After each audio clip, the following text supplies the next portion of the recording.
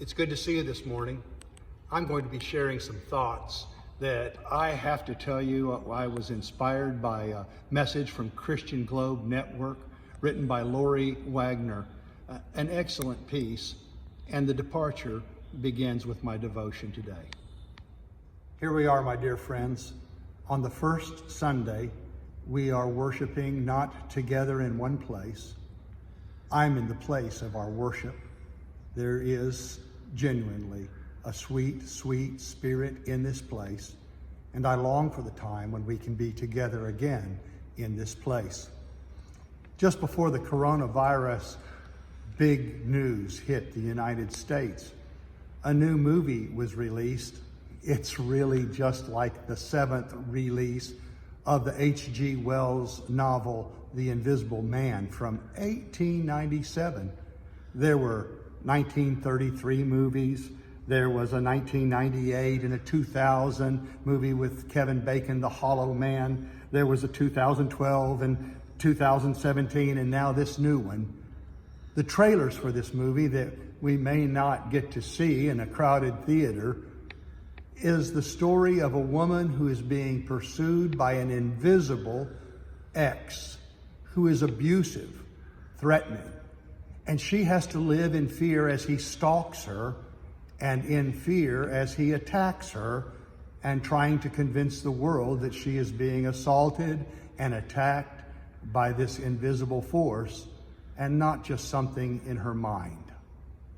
Today, we in our society are in the same thing. We have an invisible adversary, an attacker, coronavirus, COVID-19. It instigates fear, trembling, anxiety among many people, and it has driven us to the point, for the sake of the rest of our society, that we are separated from one another at this time. We often realize that there are other viruses and other things that we do fear in our world, but we must never forget that there is another invisible force, a spirit, the God Spirit in Jesus Christ, known as the Holy Spirit, to comfort us, to direct us, to bring us peace in a time of trouble.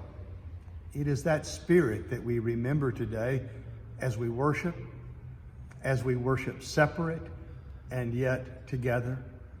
Galatians chapter 5:22 tells us about the fruits of this Spirit: love, joy, peace, patience, a list of things against which there is no law.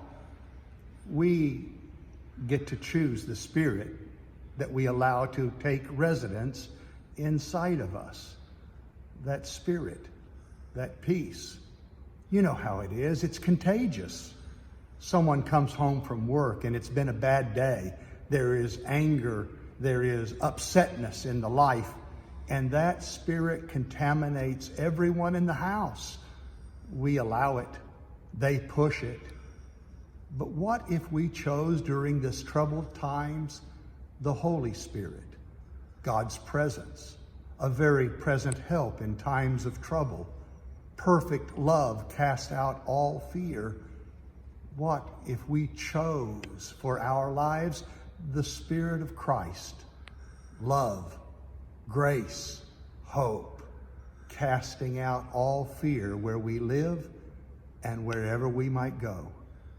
Choose this Spirit, and we will live more than conquerors through these troubled times. God bless you all.